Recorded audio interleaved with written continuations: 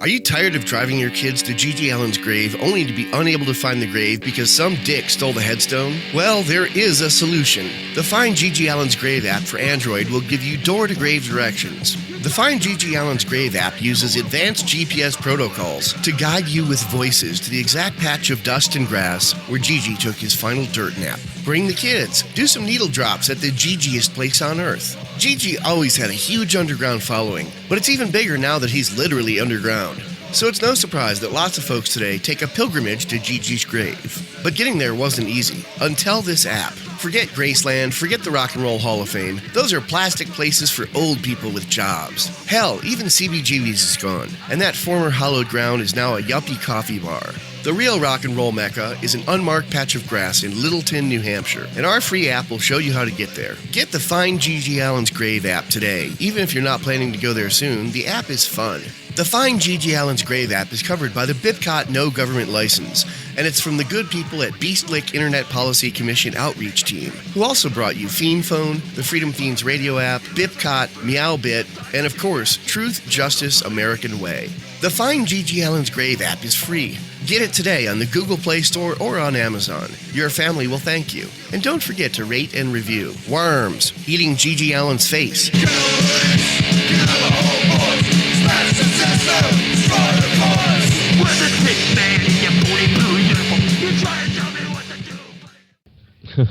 Well, it goes from hope and change to make America great again, man. It's just one slogan to the next. Shut your whore mouth. America's still great. Who are you to say it's not great anymore? I say it was never great. Donald Trump said it. Well, fuck him. Are you saying fuck Donald Trump? Yes, I am. It is slavery. It's just a different name. A lot of people don't realize what it is. And when we bring these ideas to light and make people realize, that this government force is the problem. And to me, it's like I say, imagine you're an abolitionist in the 19th century, and these slave masters are giving you the same exact argument. Who's going to pick the cotton? Hey, Seeds of Liberty. Read the show's description, please. Fervently complete the course. Report him to the infantry. Finish him. Deconstruct the fallacy. Seasonal production means it seems to spawn a tragedy. Peep the action, please. A fraction of the allegory. Corollary cadences complaining on a sadder story. Menial. Recently reading into the thesis here. Mirroring the people who completely fail to see it though. Seeing is believing, yes, the reason is appealing most. Reading enemies is just enables you to see it too. Menial. Recently reading into the thesis here. Mirroring the people. Hello, everybody, and welcome to the Seeds of Liberty podcast. This is episode 79. As always, the Seeds of Liberty podcast is covered by a BIPCOT No Government License. This allows reuse by anyone except governments and the agents thereof. You can find out more information about this at bipcot.org. So this week, in the now vacated Danilo chair, we have a returning guest, our friend Lou Feen from the Freedom Feens. Hey Lou, how are you, man? I'm fine, and you are buffering hard. As soon as you said, all right, let's go live. Figures. That's when the buffering started. You and Dave. Story of my life, man. We're getting droned, man. He's gone? Who's gone? We're all here. We're all here. No, you said the vacated Danilo chair. Oh yes, Yes, he officially stepped out. He had taken a sabbatical for a while, and then officially gave us his resignation a couple of weeks ago, after drawing it out for a very long time. So kind of like Nick's podcast. Yeah, except he pod faded on us to go focus more on his stuff. So that's okay. Oh. Yeah. Well, I think I don't think his wife was very happy with him spending so much time doing so many different projects. Plus, we tend to get a little more radical than he does in his writings and in his videos that he does. Like, he's very, Danilo's very eloquently spoken, and he doesn't get into like anywhere near troll territory, so he doesn't even think in that mindset. So he's not very antagonistic at all. Whereas Dave and I are very in your face most of the time, and I think it actually scared his wife a little bit, which is a shame. But hey, what are you gonna do? We carry on. We've just been filling his chair with different people every week.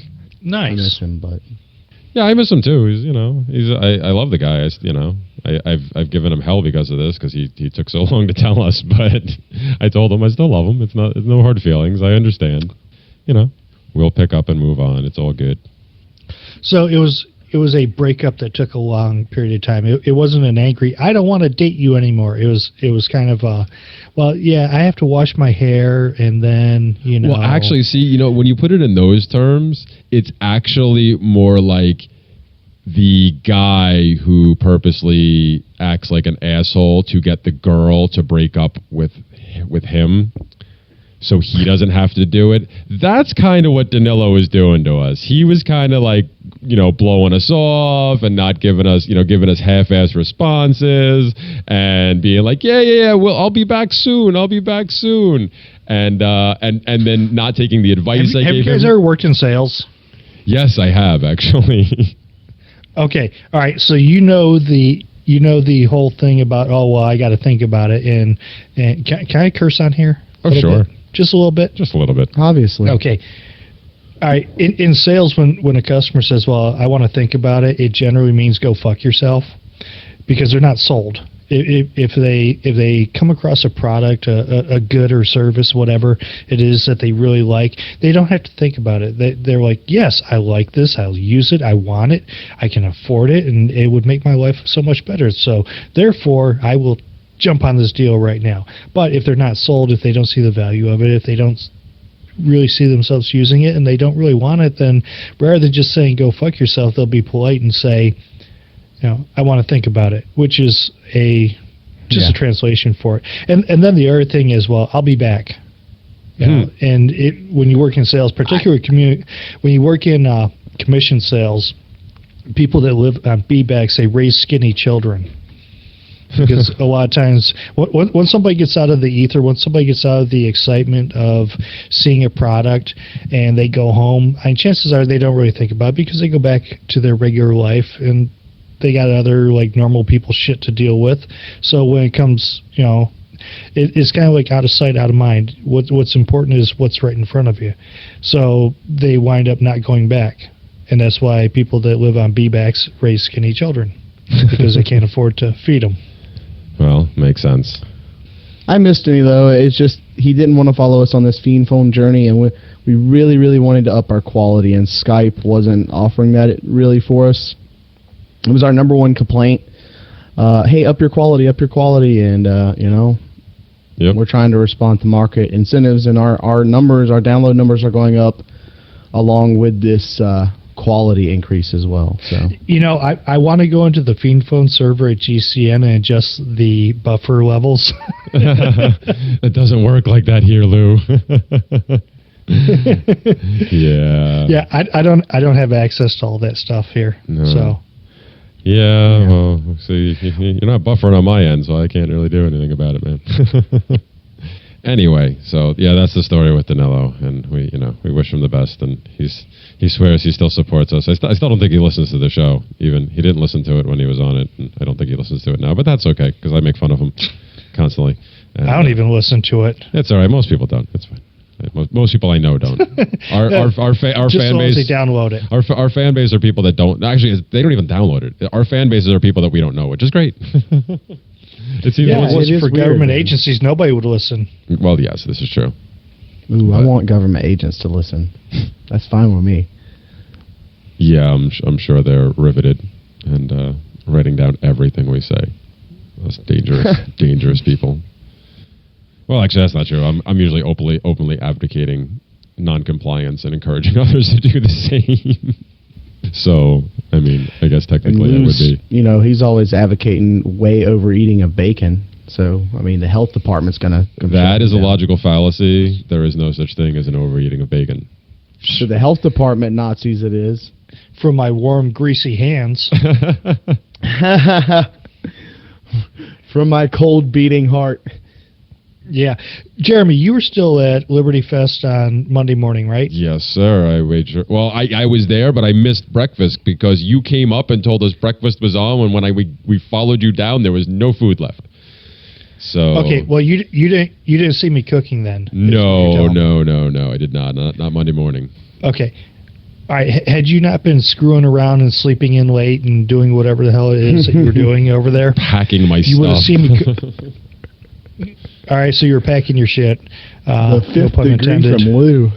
Damn. So anyway, the way I cooked up breakfast, did you see the cast iron stuff that I brought with me? Yes. Yeah. Yeah, I was hanging out. Okay, I was hanging out in see your that? kitchen a bunch. I just wasn't there that morning. All right. Okay. The only time that I really used a lot of the cast iron stuff was on that Monday morning breakfast. I got that 12-quart Dutch oven with a lid, and the diameter of it is 16 inches. So this thing's huge. It's a monster. I probably had somewhere between 8 and 10 quarts of sausage hash in there. Mm-hmm. And I was cooking. I probably cooked up a good, at an absolute positive bare minimum, 10 pounds of bacon that meal. 10 pounds. And what I did was, my heart just fluttered. Good. For the very first batch of practice bacon that I made up, I had it on the yeah. You know what practice bacon is, right? That's the bacon you cook to eat while you're cooking bacon. Got it. Right. Yes. Right. Yeah, because this is the anarchist solution to parents with wooden spoons and that have this fetish for cracking knuckles. So, and I'll just go ahead and tell the whole story. When you're growing up and you want to get that bacon and you're waiting for breakfast to come, it's like, no, I can't wait for breakfast to be done. I want to eat my bacon right now. So you go and you reach in and you put your knuckles at risk of mortal injury. Sunday morning breakfast could be just like going to Catholic school with the penguins and the yardsticks. So anyway, you're reaching for that bacon, and Mama's like, no, you got to wait until breakfast is ready. You can't have bacon till the meal's served, and swats at your knuckles and tries to cripple you. So the anarchist solution to that is make more bacon and start making bacon before you start cooking everything else, and that way, when you're cooking the meal, people have bacon to snack on. It's kind of like hors d'oeuvres. So yes. Practice bacon. Yeah. And nobody gets their knuckles hurt. I do that when I grill. If I ever fire up a grill, I always buy like a big thing of smoked sausage just so I could cook that like while the grill's warming up and everything, so everybody will have something to snack on. So they won't be over there picking at the food that's cooking. Yeah. So what I did was I cooked up a couple pounds of practice bacon, and that was just to get the grease for the potatoes, because bacon grease is pork-based vegetable oil, as far as I'm concerned. So when I make hash browns, instead of using like a vegetable oil or canola or something like that, something unhealthy, Coconut? I use bacon grease. Well, I do too, man. Yeah, I who actually, doesn't? Yeah, I mean, you said coconut oil. I do keep, Dave said coconut oil. I do keep coconut oil in the house. I use that for some things, but most things, especially like any type of meat that I'm cooking on the stove for any reason, or my eggs, you make eggs, use bacon grease instead of anything, pretty much. So yeah, pretty much anything I put in. When I'm doing scrambled eggs, I like to dice up the bacon and throw it into the skillet and brown it off, and then you got bacon and grease for cooking with. So just pour your scrambled eggs in there, mix it up, and you got scrambled eggs and bacon. It's at this point, this show comes out Monday morning, right? So everyone that's grabbing this, if they just forgot breakfast that morning, they're going to be hearing this on the way to work and going to be saying, "Damn you, Lou Feen!" Well, hey, our second biggest complaint is that we always talk about negative. We usually always talk about negative things. Here we're talking about positive stuff. Come on, bacon. Okay, so positivity of bacon. So I wound up cooking up a whole bunch of bacon to get to have my bacon grease for the sausage hash, and then I had my next biggest Dutch oven, which I think may have been an 8 or a 10 quart, something like that. It's not quite as big, but what I did was I filled that thing up with bacon grease, and I was deep frying the bacon, because ultimately when you got bacon in the skillet, you're deep frying it. Yeah, you're deep frying it in its own grease. So what I did was I just put a whole lot of extra grease in there and deep fried it that way, and it's a really good way to cook up an awful lot of bacon at one time. So when you got all these people standing around, and so I'm going Yeah, so I'm going like 3, 4, 5 pounds at a time for more practice bacon because, you got to practice bacon. Have you actually seen the bacon where they cook it and then they batter it and then deep fry it, kind of like what you're talking about? Oh, man, that sounds good. It is. I've had it. And then I've had candied bacon as well. Double fried bacon? That sounds... Yeah. I've never tried that. I have to have that now. It's deep fried bacon. Bacon was so good, I had to deep fry it, and then I deep fried it again. And then I tempered it. Oh, man. Yeah, like any real human being, I love bacon, and that's my litmus test. although I actually, while I'm sure it was delicious. I've had your bacon before; it's delicious. I actually, when I'm at home, I prefer to bake it just because it's so much easier to take care. It takes longer, but it's so much easier to clean up, and it actually tastes really effing good. Yeah. So anyway, after I cooked the second batch of practice bacon, that's when I put on the main course bacon. So leaving all that grease in the big giant Dutch applewood oven, smoked? I brought a couple packages of, I think I may have had some applewood smoked. A lot of people brought over packages of bacon, so there was a little bit of everything there. It was a hodgepodge. A plethora, huh? Yeah, it was a bacon buffet. Bacon buffet. There you go. A cornucopia of bacon. Yeah, I could have told you all the different types of bacon that were in there, and I would sound like Bubba from Forrest Gump. we got applewood smoked bacon. We got thin cut bacon. We got thick cut bacon. We got bacon flavored bacon. We got chorizo. We just Mexican bacon.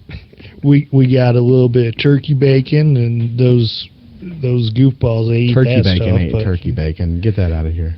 I don't care for that. They should call it turkey jerky because that's what it is. They should call it shit I never want in my mouth. I don't know. I ate it. And with the things that have been in your mouth, I find it hard to believe that you would. Seriously, man. Turkey bacon, really? I don't know. I ate it for a couple of years when I was trying to be healthy before I realized that just getting the uncured bacon is actually the best thing to get anyway. So that's what I get now, and it's delicious. Oh yeah. Yeah, I like the Trader Joe's stuff, but the nearest Trader Joe's to me is almost 3 hours away down in Milwaukee because I live in Bear, Saskatchewan. Yeah, well, they don't really exist in Alabama, I don't think. So. Well, I have them Alabama, here. Then. I have them here. They're a couple towns away. I don't even have to go that far though. The big box store, the BJ's that we have up, it's in my town, and I could walk there if I really felt so inclined because it's less than a mile away. They actually sell the really good stuff. But yeah, turkey bacon. I ate it for a couple of years. It's not horrible. It's just most of it's more like jerky, like Lou said, and I'd rather be dead. A lot of them are a lot more saltier than they need to be. Well, anyway, from Trader Joe's, I like the uncured cooking bacon, uncured applewood smoked bacon, because it's got no nitrates in it, or no additional nitrates or nitrites. Yep. So you got like the pieces and ends, which is the scraps, but it's really cool because you'll get like bacon steak in there. You'll get like a super thick cut piece of bacon. Yeah, it's thick. It's like a 1/4 inch thick because it's the scraps. Yeah. It's after they go through and trim everything. All the scraps get thrown into these extra packages because waste not, want not, and anybody who if you waste bacon, a pox upon your house. But anyway, so and you'll have some deformed pieces in there. Some of them are rather hideous looking. Some of them are kind of mangled up. So with those, you just chop them up into little pieces and use those for throwing in the skillet with your scrambled eggs. And then every once in a while you get like a regular slice of bacon that for some reason or another it didn't make it into the main course bacon. So for one reason or another, so you could just throw it in the skillet like a regular piece of bacon. And then of course I think I did mention that they have the super thick cut stuff. So super thick cut stuff. Oh my God, get the steak knife out because that is so damn good. It's my favorite, yeah. And then they got some other pieces that are just big, massive hunks of like the side. So Lou, I've been meaning to ask you a question. Seeing a girl in a tank top. Well, hang on. Let me finish my talking. So instead of side boob, you got like side bacon because it's like the cut off to the side. And it's mostly fat and but anyway, yeah, that's good for dicing up. Throw that in some baked beans or something like that. So anyway, Dave, you had a question.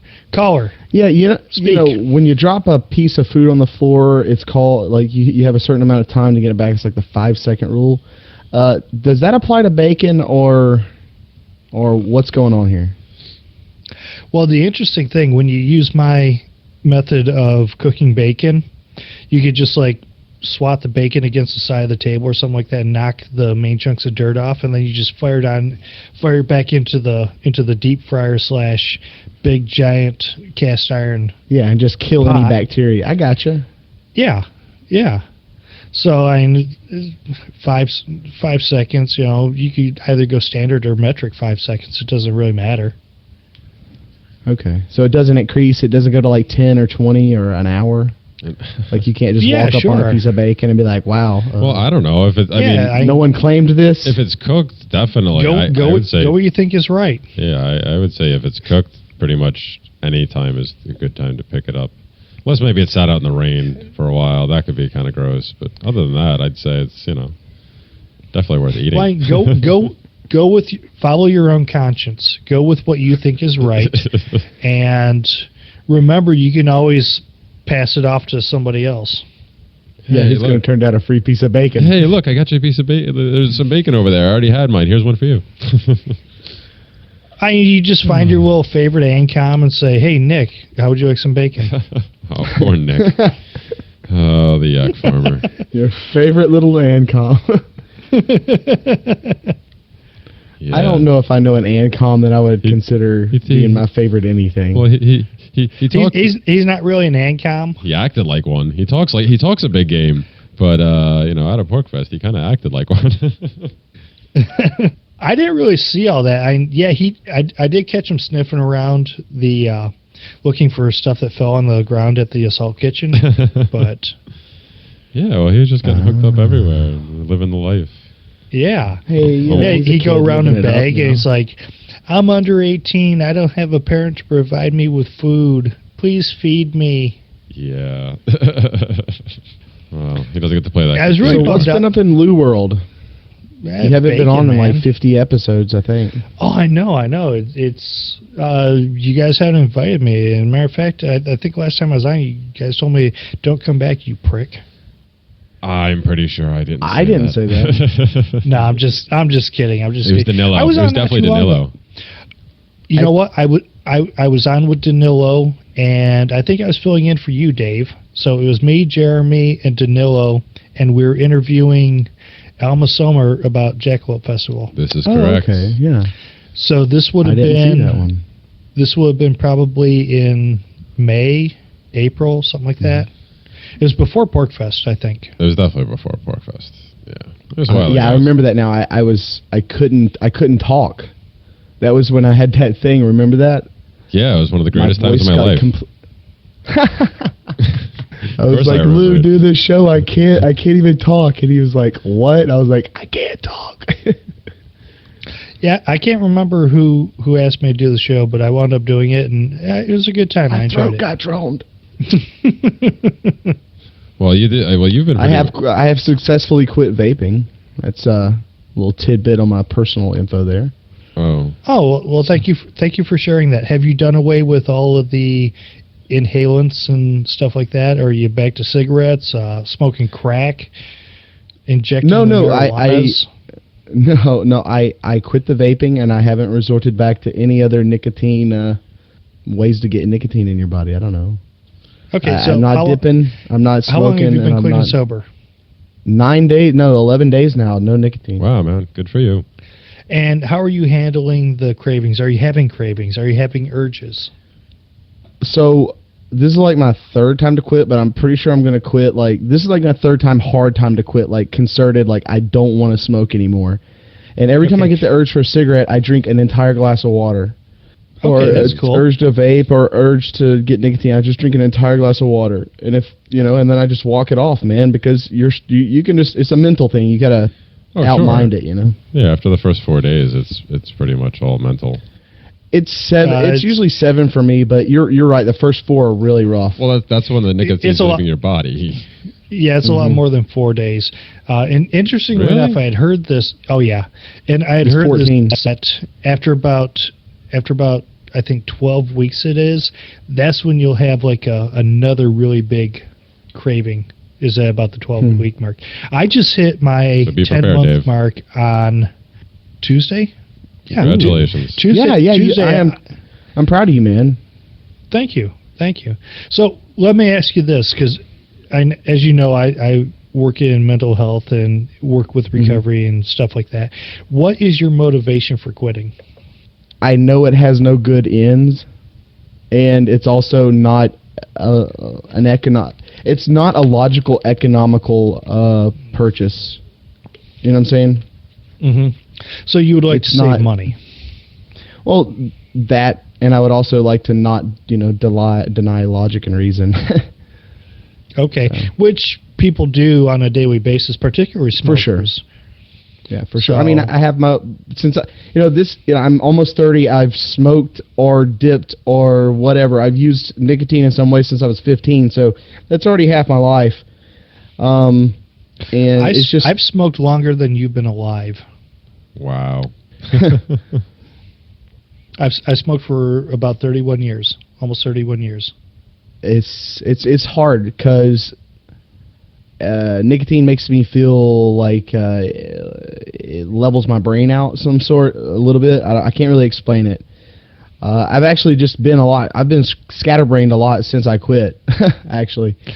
So but that could just be it that's leaving my body. That's kind of typical for the withdrawals. That's just normal. Yeah. That's different from your normal ADD self. No, it's way worse. It's been worse. That's the nicotine I felt has always allowed me to control whatever that is, that ADHD or whatever it is. It's not the nicotine that helps you to control your thoughts. It's the lack of nicotine that is causing you to be less able to control your thoughts. What you have is you have a disruption in your body right now. You're used to having nicotine in there, and now that you're not getting it, you are definitely facing some difficulties. Your body is saying, what in the hell is going on? Because our bodies are creatures of habit, so to speak. Mm-hmm. It's just like my back has hurt since I quit. Like just my whole back, just all the muscles in it. Yeah, I can just totally feel my whole body, it just leaving my body, the nicotine slowly. But I'm trying to drink a gallon a day, and that's the good way to quit. I'm telling you, if you'll drink a gallon of water a day, like force yourself somehow, you can beat nicotine, and anyone can beat nicotine in 5 to 6 days. Mm-hmm. Legit, like just a gallon a day. Yeah, there's also a number of articles that talk about foods that you can eat that will help you to alleviate the withdrawal symptoms. I remember broccoli being one of them, and I like broccoli, so that worked out pretty well. You can eat, I think anything with a lot of fiber in it is going to help pull the stuff out of your colon, which is, your waste disposal, which has the nicotine and all the other stuff, the toxins in your body. It's going to help pull all that out when the more fiber you eat. So I can imagine why they would say broccoli. That's interesting about the heavy fiber. It's interesting about the water, the water thing you're talking about, Dave, because I actually had an old woman who is a neighbor of one of my clients who stopped to talk to me today because she's going to be. I was, like I said, I was telling you earlier that I was supposed to be taking off this weekend, but I decided not to go. I ended up not going where I was supposed to be going, so I'm here. But I had already told my clients I was going to take off, so for the most part, I'm off this weekend. So the little old lady next door is going to take care of the cat for a couple of days. So she was asking me questions, and she saw me light up a cigarette, and she wanted to give me a little, lecture in a very pleasant way, or as pleasant as she could be about it. But she actually insisted on giving me a case of the sports bottle, the sports top ones, the Poland Spring ones, and said that, not only on top of water, but she had been through a couple classes with family members of hers, and all of them had ended up being able to stop because on top of just using the water, using those sport bottles actually stemmed the oral fixation that they had as well. Mm-hmm. So it's funny that you brought that up because that literally just happened to me a couple hours earlier today. It's hard for me with the vaping because I love it. I love it so much. Well, that's why I was very careful with the flavors I chose, man. That's why I got that one tobacco-ish flavor I found early on, never changed, because I knew I would get hooked on flavors and I would love it even more. Oh, yeah. If you want to quit, start vaping ass flavor. That is legit how to quit vaping. Get a flavor that you do not like in your vape, and then vape that until you're like, if I put this to my mouth, I'm going to throw it up against a wall, because that's essentially what happened to me. That's why I quit. I was like, I had this I only like about 2 flavors, and if they stopped them, I would be out of nicotine essentially, because I'm not going to vape a flavor I don't like. So then I have to go through all this at a worse time than when I want to. So I'm going to go ahead and quit. So I just quit, man, and I'm selling my nice vape rig to a family member who smokes, and hopefully they're going to be quitting smoking. My motivation for quitting was a little bit different than yours. I wasn't particularly concerned about the cost because I was paying about $1 a pack, and let's be honest, wow. You were rolling your own, right? Yeah, and the way that I was doing it is a perfectly legal way to avoid the tax collector. I was spending $30-$40 a month, so that was not going to be a significant change in my lifestyle. It's not going to impact how I eat. You really should do a video on that, Lou. You should just do a Lou Feen's guy, not to say you're advocating smoking or anything, but I'm pretty sure you could save a lot of people a lot of money and rob a lot of tobacco companies of a lot of money by just popping up a quick video on how to smoke for a pack a day for $30 a month. Yeah. Only problem is I gave away all my equipment. So. You could just sit down and tell everybody. I mean, I'm telling you, people would love to hear it. I could do that, but it's nicer to have the demonstration. But anyhow, so but the bottom line though is I wasn't spending all that money. I'm not saving a whole lot of cash, and I knew that was bad for me in the long-term health effects and blah blah blah. The really big thing for me is I did not feel well. I haven't been diagnosed with any horrible disease. I'm not like Michael Dean on a lung transplant like you had sand list. In your blood? Yeah. I'm not on a list for a lung or colon transplant. When I smoked cigarettes, that's how I felt. I felt like I had sand in my blood. I just felt slow. Yeah. So I just didn't feel well. I coughed an awful lot.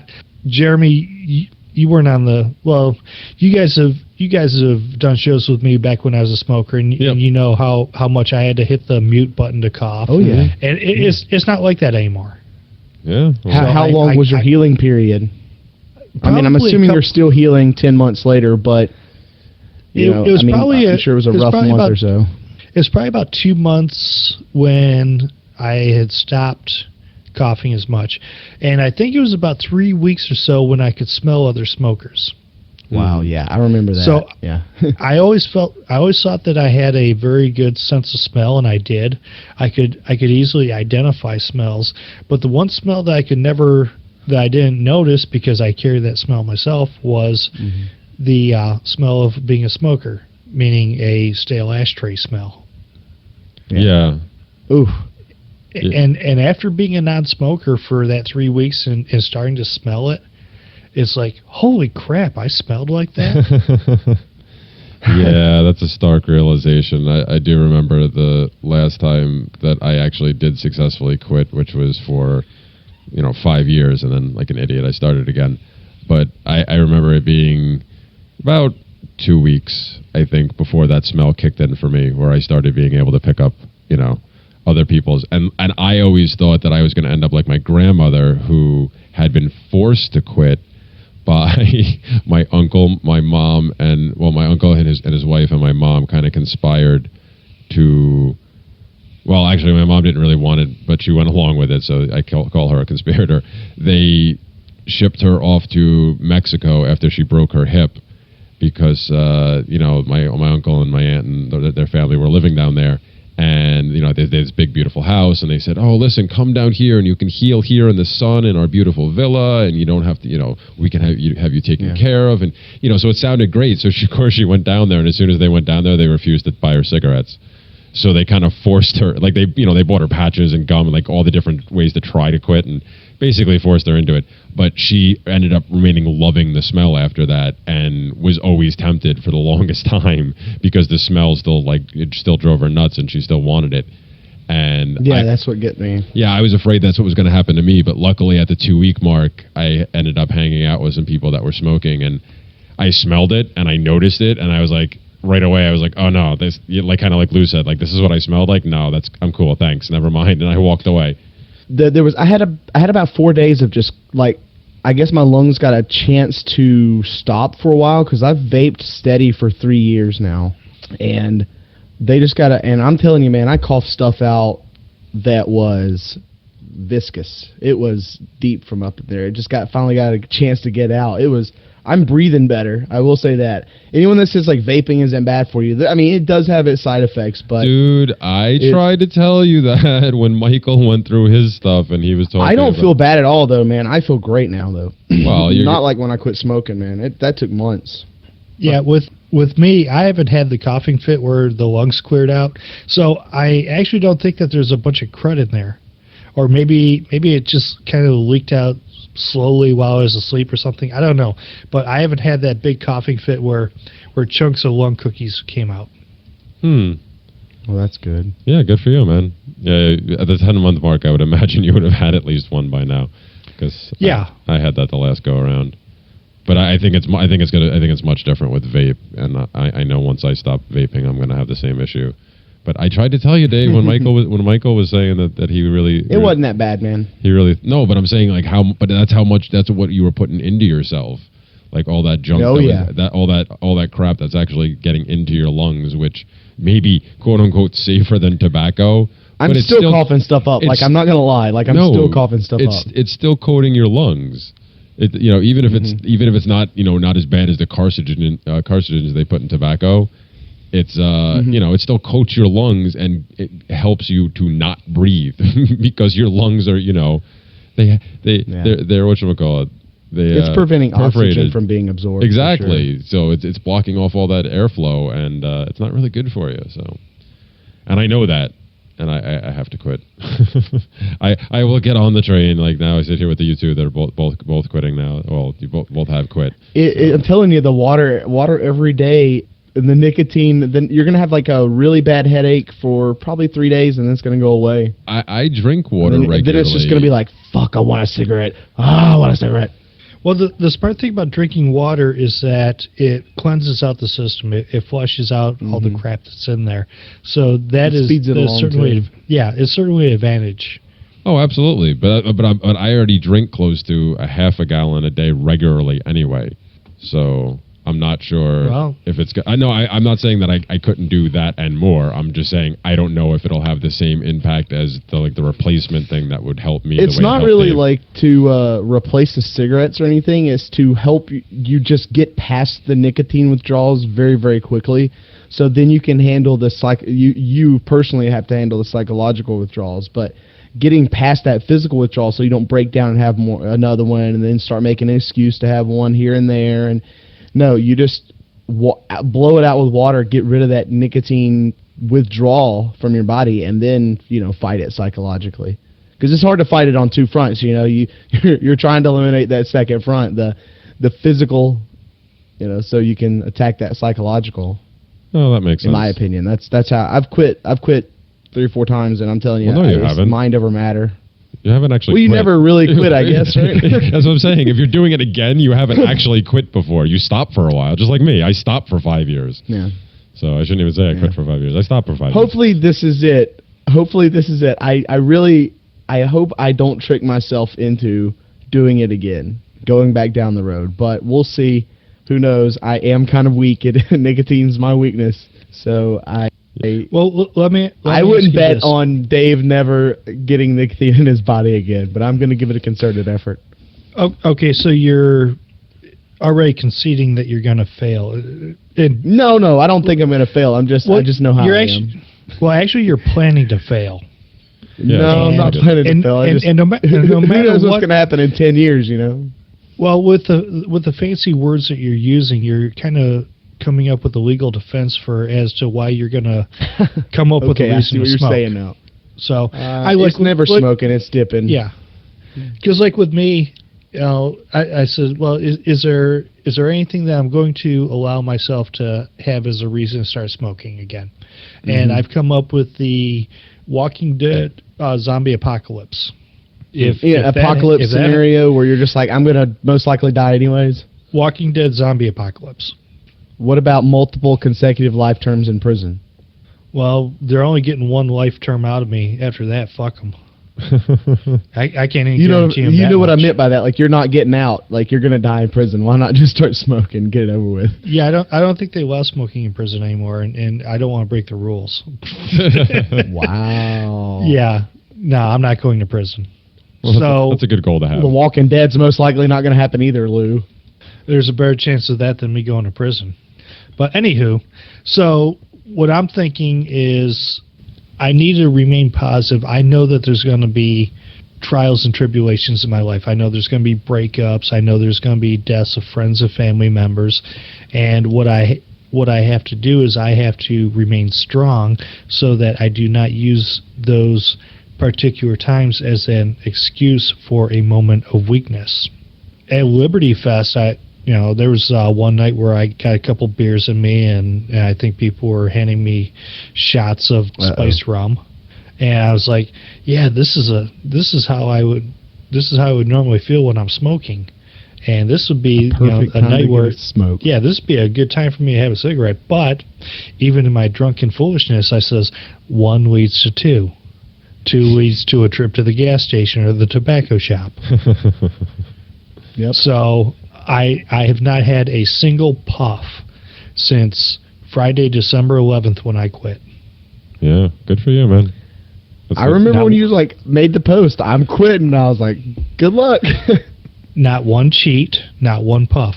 But the thing is, I had to say to myself, I'm not going to do this. And after a week, because I quit on a Friday, the following Saturday, because I was using the patch to help myself along. On the following Saturday, I didn't put on a patch that morning, and I thought, this is a placebo. This is Scotch tape with Nicorette written on it, or whatever the name of the patch was. Round about that afternoon, evening time, I was like, holy cow, I'm kind of jonesing here, and it's like, holy crap, how am I going to? I need to go put a patch on, otherwise I'm not going to do well. And wow. So I wound up putting on a patch that evening, actually it was the next morning. So because I didn't want to put it on it, I didn't want to put it on at night. That's not what gets me. The Jonesing for whatever the nicotine. What gets me is the way it feels like my whole head gets cobwebs in it when I don't have nicotine, or when I'm in withdrawals, and that's my eyes hurt, my head hurts. It feels like a hammer hit me in the head. That's it. And it's like, a little bit of nicotine, boom, all that goes away immediately. So it's really weird. Well, eventually that will come to alleviate itself. You won't have to worry about that so much. I still have cravings. Don't get me wrong. Yeah. Well, I quit for 11 months before, or no, it was 13 months. So stopped. Well, you stopped. What you really need to do is you need to figure out what it is that triggers you into relapse. And you need to avoid that trigger, or you need to find a way to deal with that trigger. Deal with your trigger, bitch. Yeah, it's the smell. If I smell a certain type of dip, man, that's the hardest trigger I have to avoid. Oh. It's just like it's like candy. See, that's interesting. It's hard to explain. Most people have more emotionally based triggers, anger, or situational ones, like me. I get up in the morning. It's one of the first things I do. The smell of somebody smoking impacts me. Yeah, see, like I said. If I smell a Camel Turkish Gold or Turkish Blend, that makes me want a cigarette. See, I don't think I ever really smelled a difference in cigarettes, so I don't think I could be triggered by one or the other. Although you can't. I can tell. I can't even be around a Newport. If it's burning, I can't even be around it. They make me sick. See, well, going back to what Lou said earlier on about the whole sense of smell thing, where it gets deadened when you are a smoker because you don't really notice it. It gets to certain smells, it kind of deadens the whole thing. And, it's same with that. You don't really, I don't notice. I can't. My sense of smell, I guess, is so far gone because of all the cigarettes I smoke that I can't tell the difference between a cigarette. And I don't think I even bothered to try. I can't remember doing so when I stopped all those years. I mean, it's been, gosh, that was 25. So that was like over 7 years. I've been smoking for like 6 or 7 years again. So. Well, you got this, man. I think you can quit. I know. I you know what? I cling to it because it's one of the things I'm just really stubborn about, and whatever lack of willpower, whatever lack of willpower I have. You rationalize it. A million different ways. Yeah. Well, no, half the time I don't even when I start thinking about it. It's not even a matter of rationalizing it. I'm just like, I really still enjoy it, and I don't want to quit, and that's the problem because you can't that's one of those cliches that's usually true about it. You have to want to quit. Because if you don't really want, like I said... You legitimately do. Yeah, like I said, my grandmother was forced into it. It worked for her, but that's not really ideal. And, of course, goes against all... Dude, I've seen someone locked up in rehab, couldn't have a lick of nothing, and then the minute they got out, they ran to the gas station and got a cigarette. After being in this place for months. That's why I said... Yeah, you gotta want to quit. Yeah, but that's why I said it did work for her, but that's not ideal. Because I did this, I did the same thing when I was younger and I was in rehab and stuff. Fiend phone. I was cut off from cigarettes completely for 2 months, and the first thing I did when my mom was allowed to come visit me was ask her to bring me a pack of cigarettes. And in the hour I hung out with, or 2 hours I hung out with her and my family, I think I smoked more than half a pack, enough to make myself sick. But it didn't matter. I still wanted cigarettes again after that. That's how much I just did not care. And I'm willing to overlook so many ridiculous negatives about the whole process that I just can't, So that's why I know once I actually get to the point that I want to, I really, really want to, I will do it. Hopefully by the end of the year I'll be a lot closer to that. Anyway. I have talked about bacon. We've talked about cigarettes and vaping and all kinds of other stuff. Lou, you want to talk about Trump supporting, Ron Paul supporting individuals? Okay, so give me a second here to pull this up. I put out a post yesterday on FaceBeast, and this got quite a bit of traction out of people. All right, I can see where Ron Paul can be credited, and I should have quotation marks around there, with creating a bunch of new anarchists. How in the actual fuck did he create all the new Trump supporters? How do you go from Ron Paul to Trump? Aside from being carbon-based life forms, they have very little in common. And I guess because they're both anti-establishment, Lou. Yeah, but that would depend upon the word anti-establishment having an actual meaning. It's like people say, well, I like that Trump is disruptive. Okay, well, a screaming child is disruptive. Car accidents, train wrecks are disruptive. Okay, does that mean it's a good thing? It's disruptive and anti-establishment in 2016 is what change was in 2008. These are words that are going to have to get flushed down the memory hole. And I remember by the time Obama had been sworn into office, I was like, fuck change. I'm sick and tired of that word. I don't want, I don't even want any money back when I buy something because I'm sick and tired of change. Well, it goes from hope and change to make America great again, man. It's just one slogan to the next. Shut your whore mouth. America's still great. Who are you to say it's not great anymore? I say it was never great. Donald Trump said it. Well, fuck him. Are you saying fuck Donald Trump? Yes, I am. You know why? Because America is still great. And if he doesn't think that's great anymore, he said that our country ain't great no more. What an idiot. He didn't even know that countries are an abstract. Yeah, fuck him. Well, yeah, I don't know. To get to the, back to your post, I don't really know how that's... I mean, most of the people that I guess, at least I have come across a few of them that claim to have been, fans of Ron Paul and really learned a lot from him, but they really never left the Republican Party, so they're easily brought back and said, "Oh, well, he's for this," and he like you said, they use these nebulous terms like anti-establishment. Blanky. The same way Bernie was anti-establishment. Yeah, how's that working out for you, folks? You know, you're gonna find out the same thing about the Trumpster if he does quote unquote win, because the same exact thing is going to happen no matter whether it's him or Hillary. Dude. We gotta say that after day one. We had to say that after day one. No, man. But I do agree with you. It's going to be the same thing. Yeah, doesn't matter who wins. You got to find out the same agenda. That's how. I think all the Trumpster fans are going to find out day one when he ain't about shit. Well, no, it's not going to be that. It's not going to be that quick. It's going to be the same thing like with Obama, where all of a sudden it's like a couple months. It's not right away. It's a couple months down the road, 6 months, 8 months, 9 months, when things start actually be like, wait a minute, why hasn't this happened now?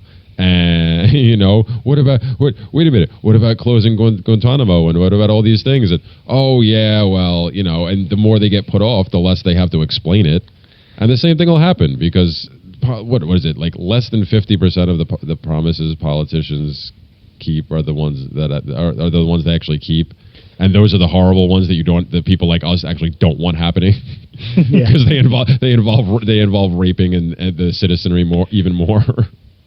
Yeah, they involve much more powerful people in the politicians' eyes, with guns to their head, Susie, after examining the facts, jack them as bad as an Enron exec, After examining the facts, we find that it's not as feasible to quit murdering people as we had thought it would be previously. New information has come to light that says that we can't quit drone bombing schools and weddings and hospitals. Just take our word for it. So anyway, as I go through the list of responses, because I didn't really engage people too much as far as questioning the rationale. Unless, of course, they didn't really have an answer. If they just said something stupid, then I might call them out on it. But one of the common things I hear, let's see now, Melissa says fear. Jacqueline also says fear of Hillary. That's usually the most common one I see, even among people who claim to be anarchists and stuff. Well, Hillary will just. You have no idea what's going to happen with Hillary. Are you kidding me? No, it's not going to matter. It's going to be the same thing. It's all a show, which is why I don't understand who people who understand that for the most part still throw that all out the window. And I guess fear is the only answer. Or the most logical answer. These are the people that still believe. These people will get in fights with other fans at the professional wrestling competition over their wrestler. That's something Dave would do. They still believe. I'm pretty sure. Actually. No, they still believe. No, I wouldn't do that. No. Well, you are from Alabama.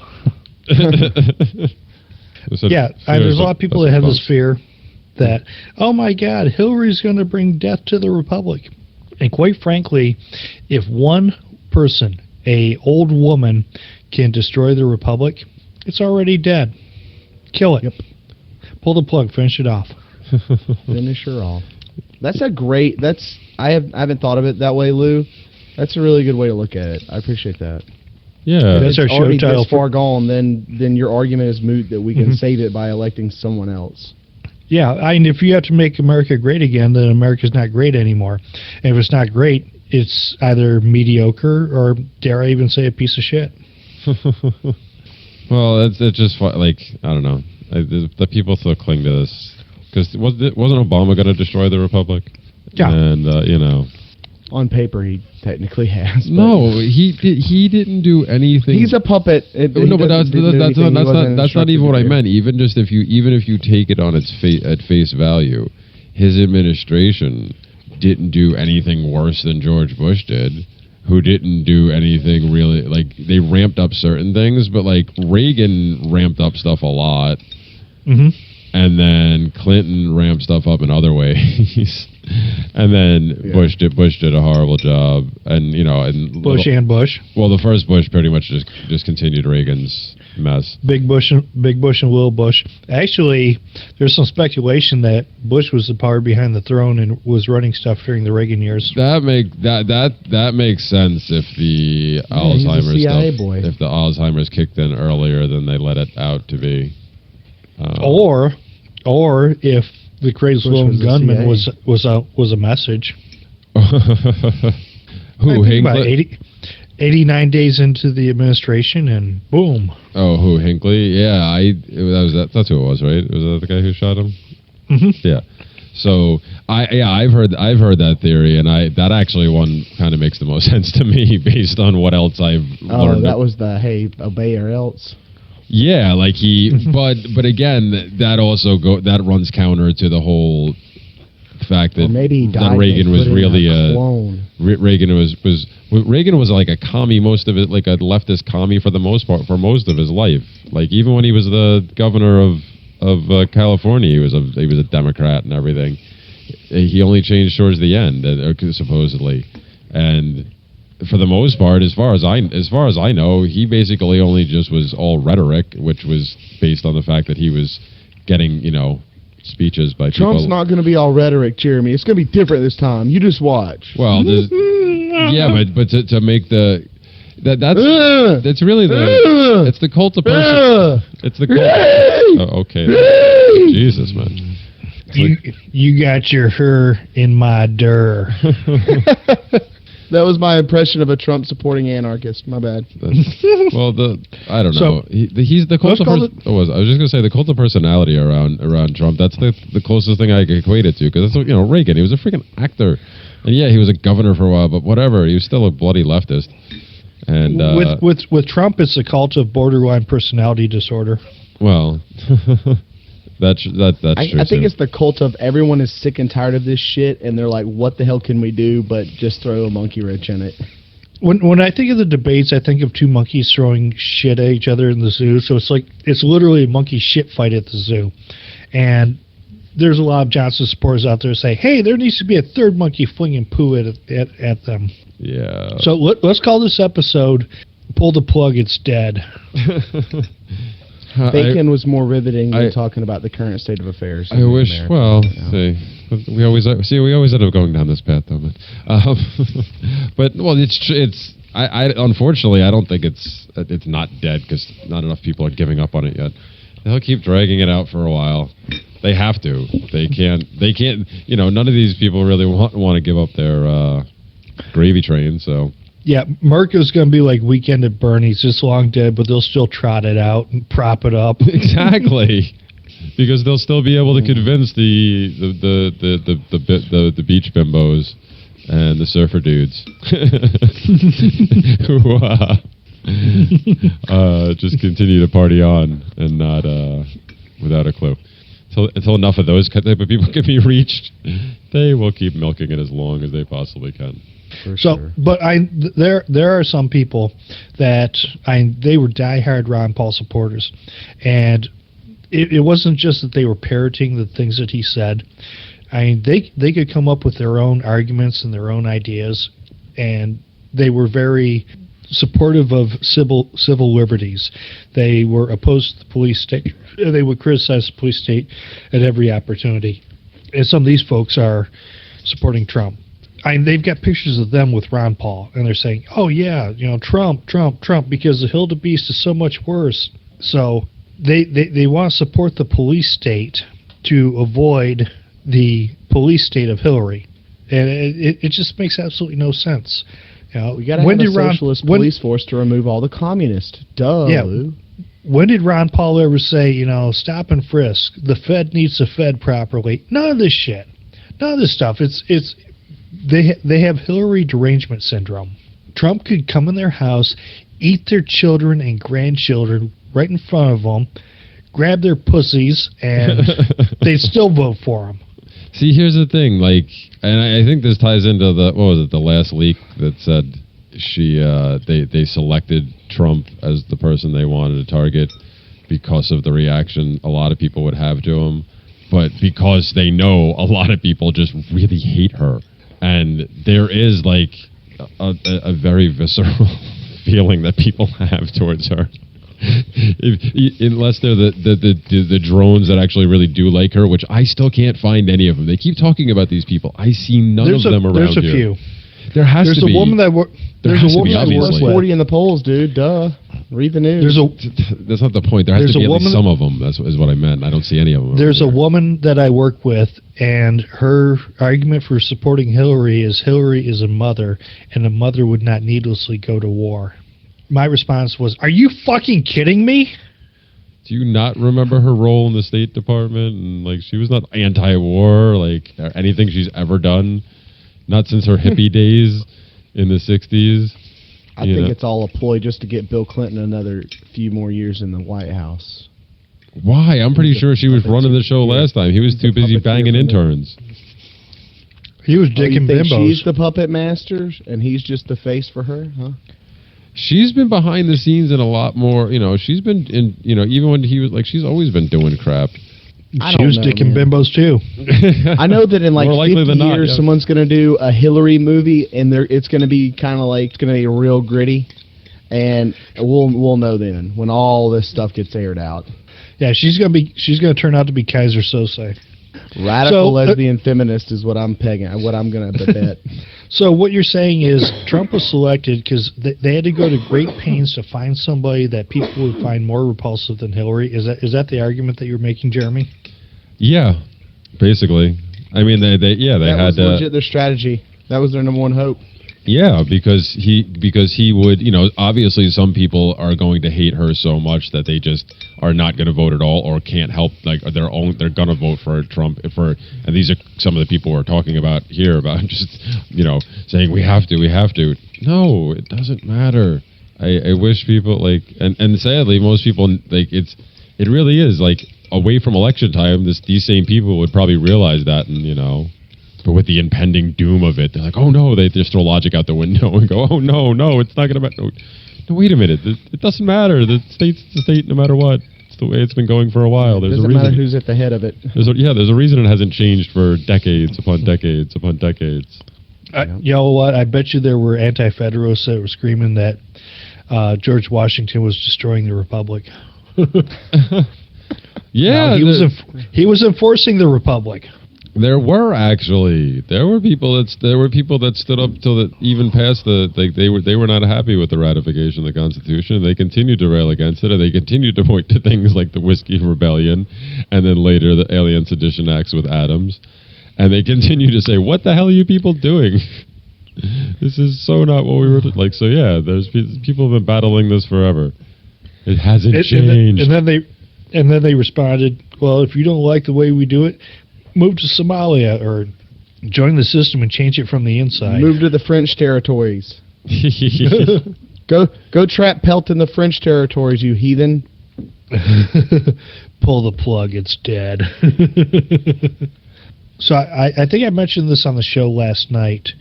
I was talking to my neighbor the other day, and he's like, "Man, all these candidates, they're just horrible." He finds Bush and Obama, Trump and Hillary, whatever. You can't really tell a difference between any of them. He finds them to be completely intolerable. He thinks Johnson's an idiot. Doesn't care too much for Stein. Thinks she's idiot socialist. And which he is. He's right on. Yeah, he's right on all those counts. So he's like, "Man, I don't know what I'm going to do." And I'm like, "Well, I encourage people to do the right thing." I'm like, "Well, stay the fuck home." And he says, "Well, you mean like not vote?" And it's like, bruh, if they're all turds, why would you take part? It's as if the going through the motions and taking part in the process has some sort of value to it. And it just completely ignores the results. Because the results are one of those idiots is going to win.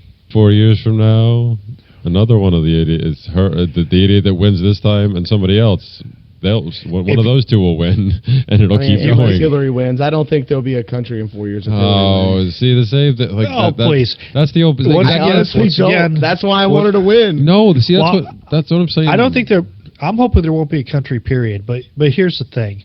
My prediction is that the degradation of the political process that you've seen in 2016 is going to pale in comparison to 2020. 2020 is going to be the shit show that makes us look civilized. I don't really know about that. I think. How much more dumber are people going to be in 4 years? I don't know. Well, that's the way things go. these days, I'm pretty sure they could be a lot dumber. They're constantly people. Idiocracy. Yeah, it's constant. People are constantly being dumbed down. That's just the way it goes. You know, we know that. It's Idiocracy, 1984, all that stuff. It's the way, you know, they're just drained of their humanity and just focused on stupid material stuff until they have no idea, until everything's taken away and they're like, what happened? Like I was saying earlier, could it get worse? Sure, but I think that they have to keep dragging it out as long as they possibly can. And with the lack of real pushback beyond a very small minority, they keep getting away with everything. And people just keep going along with it.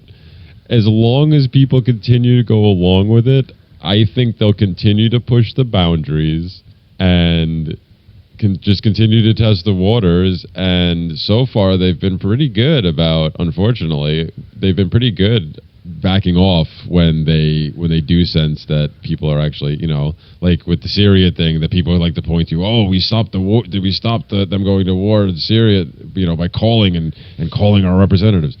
Yeah, okay, you managed to stop it for like a couple of days. And then they started working on another way to get in there, and they did anyway. So after everybody had their little uprising, they came out with the story of he was using chemical weapons or something like that. And as soon as they heard that, oh, he gassed his own people, they started thinking with their flags instead of their brains again. And you know, that's when you saw all the anti-war in Syria people start to dissipate. And they became maybe war isn't such a bad thing if they tell us the right lies. Yeah, basically. Yeah. That's what I'm saying. People, absolutely right. Propaganda is how war always happens. Pretty much. Propaganda and false flags. Well, yeah, but that's what I'm saying though. Like people like that. These people get convinced that they actually had a victory. It's like, what did you win? You bought a couple of months, maybe. And it's all those things are just to give you the illusion that you have any type of control whatsoever. So, you know, getting back to the question you guys are asking, why you're asking people, why are you voting? Exactly. Why? It's just going to keep happening. There's nothing there's so many things wrong with voting. Your vote doesn't statistically matter at all. Well, there's people, they're going to be like, we won. Oh, really? What'd you win? Where's your trophy? What'd you get? A stop and frisk? Here, you win a wall. You win a wall. They got the great hair and the wall and the, you know. There will be no wall, so that's not even going to happen.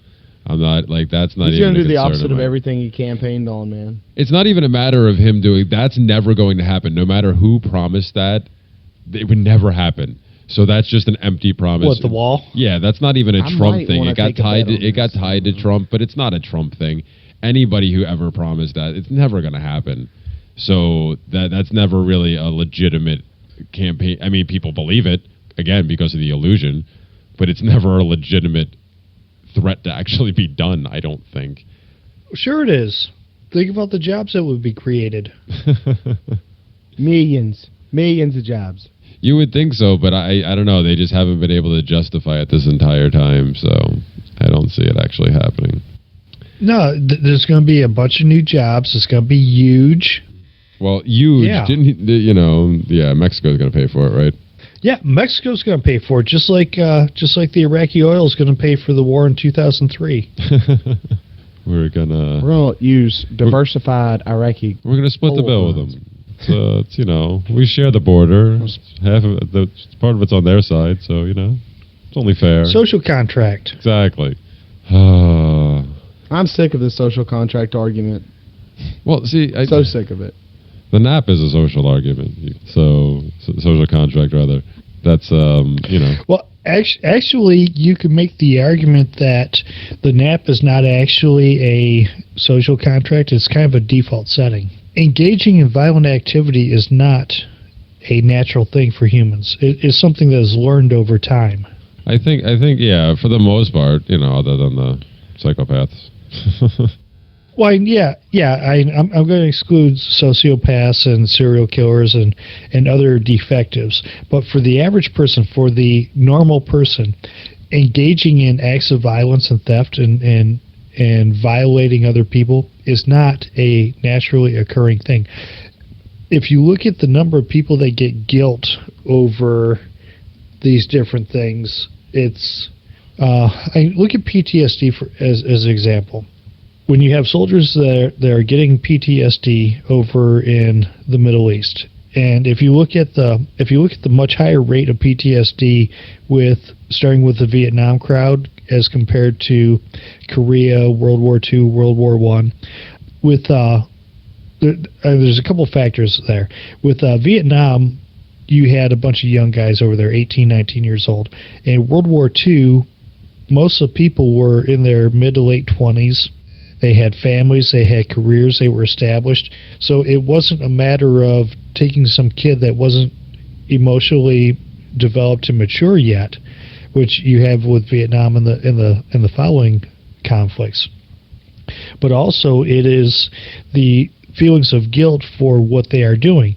If you talk to somebody, if you talk to people that have used deadly force in self-defense, protecting their family, they have very little remorse. And it's not because they're sociopaths, it's because they used violence to protect their families. Jeremy, if somebody was trying to harm the Biptats, I don't think that you would have I don't think you would lose a whole lot of sleep over defending your family against some jagoff that wanted to hurt your kids. No, I don't think so. No, but when you look at in the mental health circles, it's referred to as moral injury, which is a euphemism for knowing that you fucking did something horrible. That is why you have that is a significant factor of the extremely high incidence of PTSD and veteran suicide.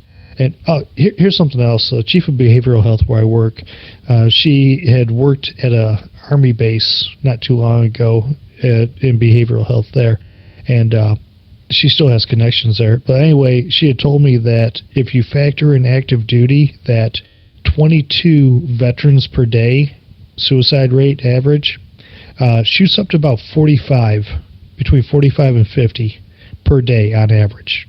Well, I don't know. Yeah. Who was I talking with recently that 22 number is actually complete bullshit? Oh, it's underreported because it actually relies upon the reporting of like police departments. The way the reporting, as I understand, the way the reporting is set up in certain states, VA or anyone else like that. Well, the thing is, they have to. How could I put it? The authorities, the government information collectors have to know that person is a veteran, and they have to actually report that person is a veteran, and they have to be deemed as a suicide. So there's just through shoddy reporting, because there's not uniform standards on the reporting, from what I understand it, from one state to another, they have different standards on how things are going to get reported. So it's actually underreported. That 22 per day, that number that you hear, is a minimum. See, it's funny. I was talking to somebody who had also been in, who said it was the opposite way around, that it was actually a blown up number. But anyway, Oh, interesting. Well, that's even worse. But yeah. So it must be rough sleeping with all this stuff, you know. if you look at like let's take World War II as an example, which is commonly referred to as the Good War. We know that it was bullshit. We know that Hitler's rise to power and the Third Reich and all the other crap that went along with it was directly attributable to the Treaty of Versailles as laid down by Woodrow Wilson and the League of Nations. Mm-hmm. They created the environment for a Hitler to come to power. Yep. So with that situation, people look at, well, Hitler was killing people in the concentration camps. He was routing up Jews, and I may be a little bit off on this, but that wasn't really widely known here in the U.S., I believe. Or let me rephrase, the extent to what it was happening, there wasn't accurate information on it. But when you look at, I could be all messed up. I'm thinking something else. But when you look at the propaganda to support going into World War II, when you look at the way that the people thought about what they're doing, and when they hear if it wasn't for those guys, we'd all be speaking German right now. Well, that's fucking bullshit. The reason that America's not speaking German right now is the same reason that the British aren't speaking German right now. It's because the German military couldn't cross a fucking English channel, let alone an ocean. and they couldn't invade and occupy the mainland of England. So how the fuck are they going to invade and occupy the mainland of the USSA? And they were collecting gold anyways. Yeah, the only thing that the British military were able to do was to occupy some empty rocks off the coast of England. So they took a couple of islands. Whoop-de-doo. They couldn't get on the mainland. Well, yeah. Not. The Bank of England was in England. Duh. But besides that, that's like that and the fact that they spread themselves so thin by trying to take on both fronts at the same time because Hitler. Yeah, why Hitler attack Russia? He bit off way too much. Way more than he could chew. And it's like the imaginary ISIS Air Force that's going to bring all the ISIS people over here to take over the whole country. It's like that's not how this works. You don't understand. There's so many people in this country, all spread out. Like you can't just overtake the country with this imaginary force of people, or not even like people that don't have the capacity to do these things. Like Germany at that point didn't have the capacity to take over England. They couldn't do it. Let me lay something out for you. I'm just going to give you the Cliff Notes Theater version. It is logistically impossible to occupy a landmass the size of the USSA with the population of the USSA. It is logistically impossible to invade and occupy a significant portion of it. And the reason being is you are going to need a certain amount of manpower to control up to 300 and some million people. And God only knows how many square miles there are here, or millions of miles probably. You couldn't even do this in Russia. You couldn't even do that to Russia. You couldn't even control Russia. Right. So what you need is enough manpower to control the population. That manpower is going to need equipment. They're going to need weapons. They're going to need ammunition. They're going to need supplies. They're going to need food. They're going to need replacement parts for their weapons and their equipment. And all this stuff has to be transported. I think Smedley Butler talked about it in one of his books was, there's no risk to it because there's no way to get all those people here. And here we are in the technological age of being able to defend against such attacks. It's not like the 1700s where the British could sneak on shore in an unoccupied area and march into an area. And you didn't have the communications to be able to let anybody know. And in this day and age, you have cell phones. You have so many different ways of communicating instantaneously that there's no way for a sneak attack. So what are they going to do? How are they going to invade? Are they going to come in through Canada and Mexico? Okay, well, Canada has a very long border along the north, and you'd have to have an awful lot of tanks and equipment to cover that border. And not only that, you'd have to get those tanks there. So if you have them on rail, which is one of the main ways of moving tanks, then you have an easy target for airstrikes to come in and take out an entire division of tanks and eliminate that threat before it can even get close to the border. All you have to do is take out a bridge that those tanks are on. It's impossible these days. Yeah. So this assertion is fucking idiotic. Mm-hmm. And anybody that makes this assertion is a fucking idiot. Mm-hmm. Capitalism and technology destroyed our capability to have war and not risk the politicians' lives as well. So anyway, going back to all this nonsense, I mean, there's no way that you have to worry about this. I know that people have seen, Red Dawn, and they've seen how North Korea and Cuba invaded the U.S.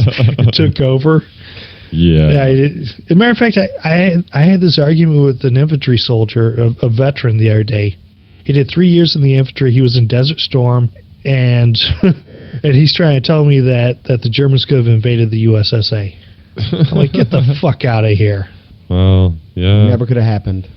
I know. It was logistically impossible for them to even attempt it. And the people just bought American corporations were keeping the Nazi in the air and keeping all their tanks and jeeps going. So the minute that American companies wanted World War II to end, it could have happened. So there's no logistical way that Germany, who was being ran by American corporations, could have ever attacked America. It just wasn't going to happen. Why do you think they let a Japanese plane blow up something way the hell away from mainland.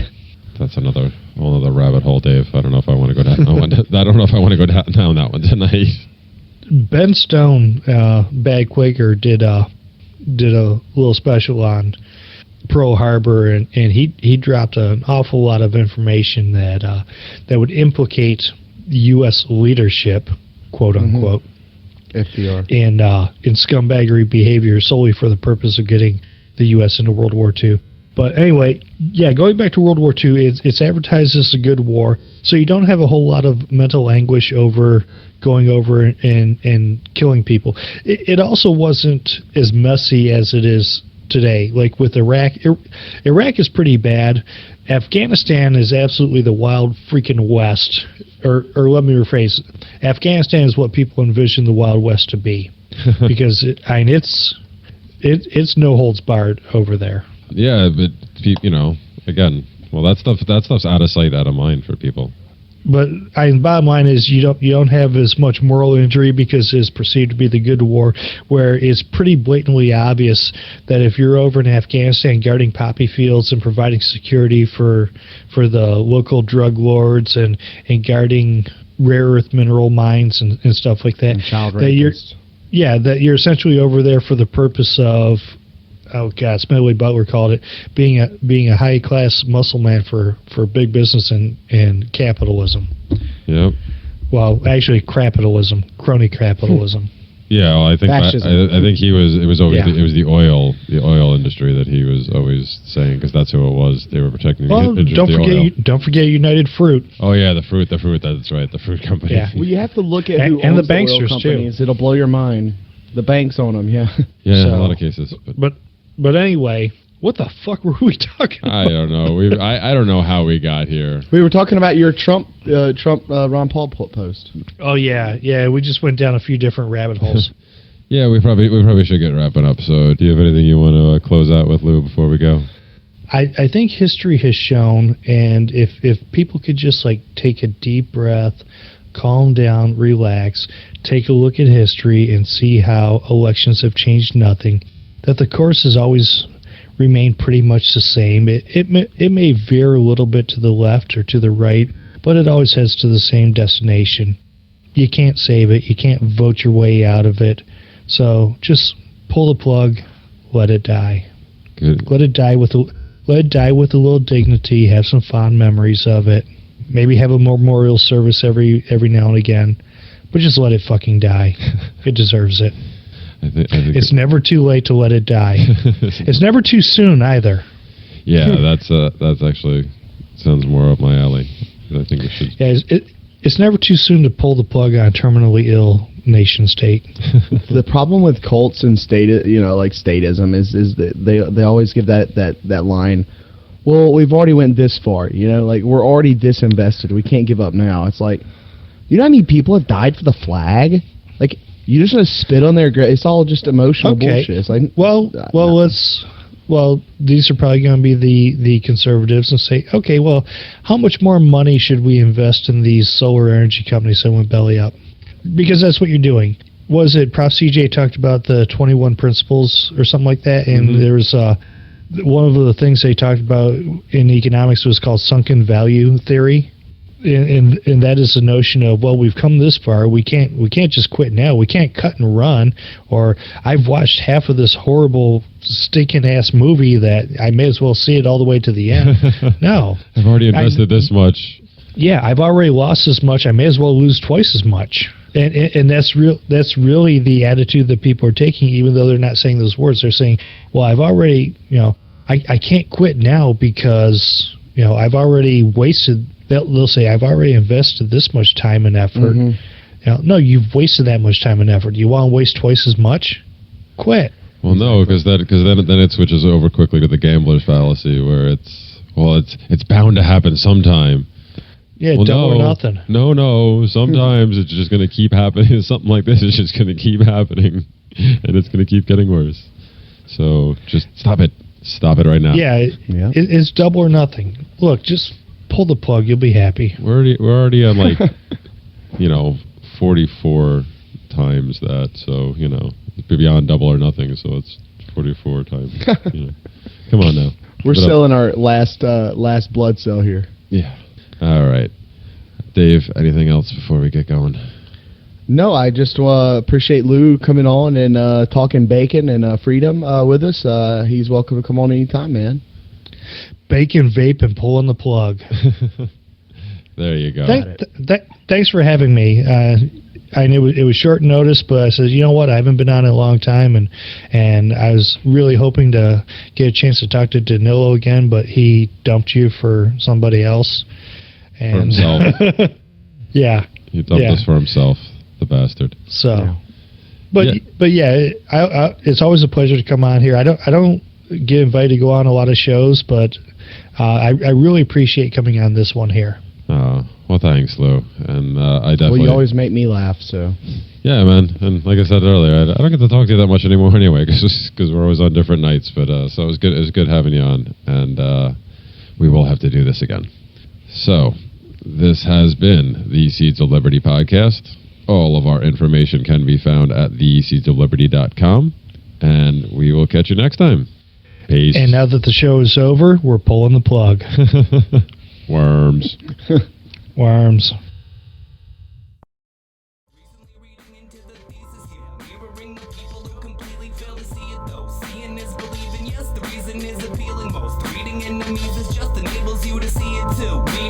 Recently reading into the thesis, mirroring the people who completely fail to see it though. Seeing is believing, yes, the reason is appealing most. Reading enemies is just enables you to see it too.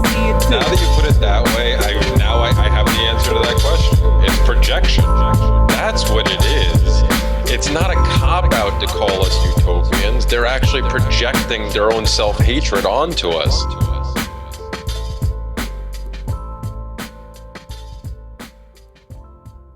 Are you sick of government lackeys who say you didn't build that? Are you tired of elitists who think you need a government permission slip for everything? Everything you do is an A to B conversation, and the government should see their way out of it. Create true free markets by adopting the BIPCOT No Government License. The BIPCOT No Gov license allows use or modification of any product, service, or software except by governments or government agents. Go to bipcot.org. That's Bravo, India, Papa, Charlie, Oscar, Tango.org.